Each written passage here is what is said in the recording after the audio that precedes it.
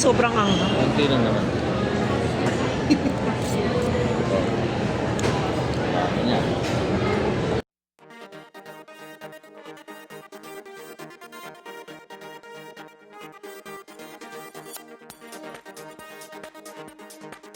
Good afternoon. Today is Friday. Huling araw na ng linggong to ng pagtatrabaho para sa mga busy nating mga manggagawa. So, another day. Ano bang ganap? Rest day. Wala tayong pasok ngayon. Ang mga bagets, syempre nasa school na silang lahat. Si Sweetheart nag-asikaso ng kanyang mga dapat asikasuhin sa opisina. At nalalapit na naman ang kanyang pag-alis. So, single mother ulit tayo. Ano pa bang mga... Si mother na sa kabila. Sabay kami na nanghalian ng mais. Hindi na ako nakapag-vlog kasi wala namang masyadong naging ganap kaninang umaga. Ano lang naman, inasikaso yung mga dapat asikasuhin. Actually, maaga ako nagigising para i-prepare yung mga kakailanganin ng ating mga alaga. So, luto, plancha, yan yung mga ginawa natin kanina. Ayan, so ngayon alis ako para mag-settle lang ng mga bills. Bills payment tayo. So, lalabas muna ako, sasagit lang ako para punta tayo ng mall, punta tayo ng SM para magbayad ng mga dapat bayaran, mga obligasyon, ano pa ba, internet, ng ating mga dapat bayaran sa kabilang bahay.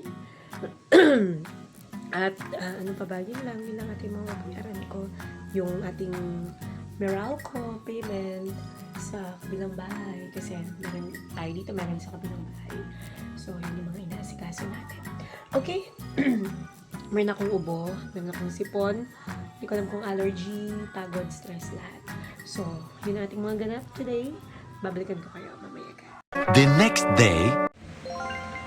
Good morning. Today is Saturday. October 19 na tayo, guys. And time check. No, oras na. 10:20. Galing tayo ng Valenzuela. Pero babalik tayo kasi anan tayo ng handog binyag. So, ayun ako ang bunso. Kita. Meron kaming baong cake kasi umattend kami ng birthday ng aking ninong. So, birthday breakfast yun. Uy! Wait. Kala ko naka-brief lang. Naka-short pala siya. Leggings. Kain siya ng cake. Ayun, kain siya ng cake. Sarap. Sarap yan. Sarap yan. Sa kape. Wait lang. So, nandito kami ngayon guys sa SM North Food Court at nag-order kami ng ramen. Ang sarap-sarap kasi tamang-tama medyo maulan. Akalain niyo yun, si The Singing Mom nakadalawang order ng ramen. Sobrang anghang. Konti lang naman. Dami niya. Napakasweet talaga ni Mister. Hinalo pa niya yung ramen ko para mas malasahan ko yung anghang. Ganyan din ba ang mga mister nyo?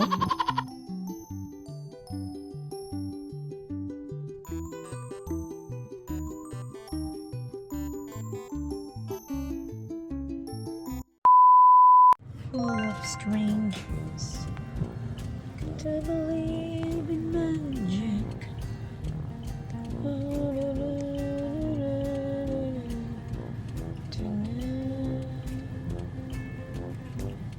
At sinimulan na ngang kumanta ni The Singing Mom habang bumibili ang kanyang mister ng kakanin. Andito nga pala kami papunta sa kabilang bahay para magpakain ng mga aso at maglinis na rin ng bahay kasi alam niyo naman si mister, pag-aalis niya linis talaga ng linis. Teka, bakit parang matagal naman yata? Pinakyaw na ba lahat?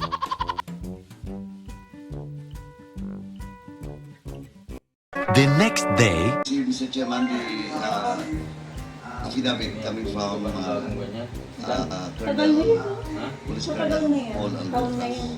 And he's now Ganyan pala present. pala eh. Nakita niyo isang stand. Akin na lang yung isang stand. Wala. Nasisira Now we na have nga. received your affidavit. Sa buhay mag-asawa talaga, hindi mawawala ang pagtatalo. Maliit malaking bagay, pinagtatalunan. Tripod lang naman ang pinagugatan ng lahat. Magkaganon pa man, mahal na mahal ko yung si Mister. Areglado lang talaga si Mister at gusto niya talaga yung best para sa akin.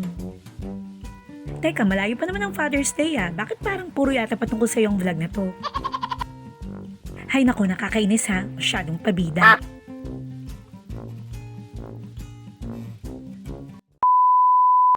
Sa buhay mag-asawa talaga, kahit nagkakaasaran kayo, nagkakainisan, bandang huli kayo pa rin naman talaga magkasama. Kaya ito kami ni Michelle magkasama sa American Depot. Bibili kami ng para sa banyo namin kasi nasira. So bago umalis si Michelle, gagawin niya muna ito.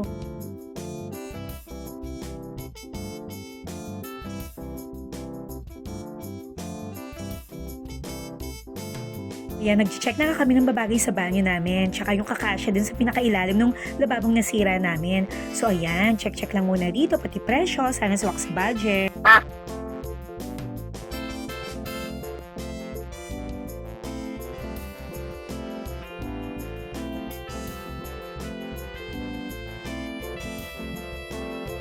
May mga tiles. Ito, ang ganda ng mga bahay.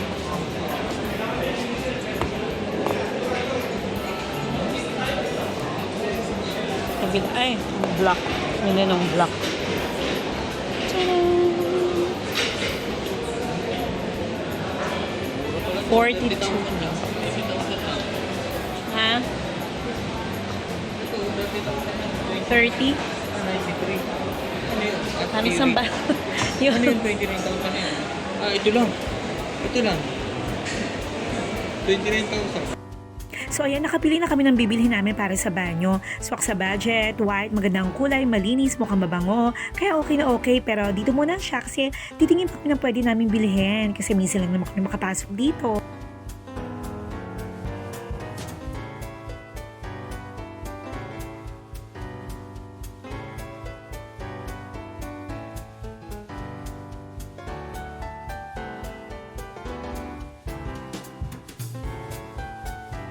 So napunta naman tayo dito sa mga salamin. Ang gaganda, parang gusto ko silang bilhin lahat.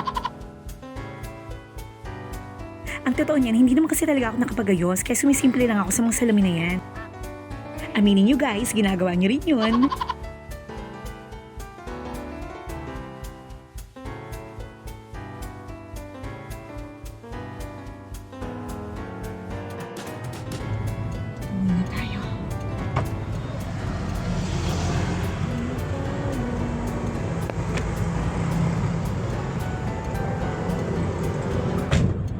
Uyan tayo.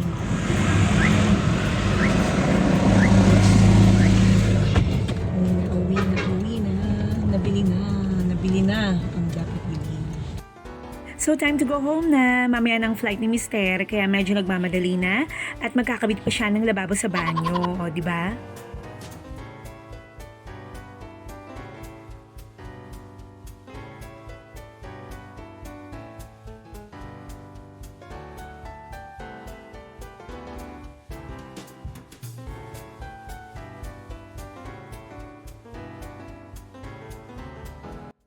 At tapos na naman ang ating 4 days na pag-vlog. 4 days na punong-puno ng pagpapala at mga challenges, surprises. Ito yung mga araw na paalis na si Mister. Kaya nagre-ready na kami ng mga kailangan niya. So, magiging single mom na naman ulit tayo. Kaya tayo ay naghahanda. At naalala ko yung ating mga OFWs na talagang nagsosolo sa buhay nila. So, salud po sa inyong lahat. Nawa ay patuloy kayong ingatan at patnubayan ng ating Panginoong Diyos, bigyan ng kalakasan sa kabila na malayo sa pamilya. Salud po sa inyong lahat. Salamat sa suporta sa buong pamilya. Ingat po. A few moments later. Hello guys, magandang gabi tayo. Nagbabalik sa The Singing Mom Tessam Slash. Kung inanay ngayong gabi guys, isang verse from Job 5:17 na gusto ko ma-share sa inyo. Ang sabi dito, Blessed is the one whom God corrects, so do not despise the discipline of the Almighty. When you can't change the direction of the wind, adjust your sails. We can't become what we need to be by remaining what we are. When we stop changing, we stop growing. People hate change, yet it's the only thing that brings growth. Maraming mga tao ang gustong baguhin ang mundo, but no one thinks of changing themselves. Masarap sa pakiramdam na makita natin yung mga plano natin na nag-i-improve, di ba? May pagbabago na di-develop. Wise people sometimes change their minds. Fools never. Be open to God's change in your plans. Most people are willing to change hindi dahil nakita nila yung liwanag o yung ganda ng bukas, but because they feel the heat. While we're still breathing, guys, we can improve. Great ideas still need change, adaptation, and modification in order to prosper and succeed. Job 5:17, blessed is the one whom God corrects, so do not despise the discipline of the Almighty. Thank you guys for your time and thank you for watching the Singing Mom TSM / Boy Nanay. See you again tomorrow for another day of vlogging. Good night.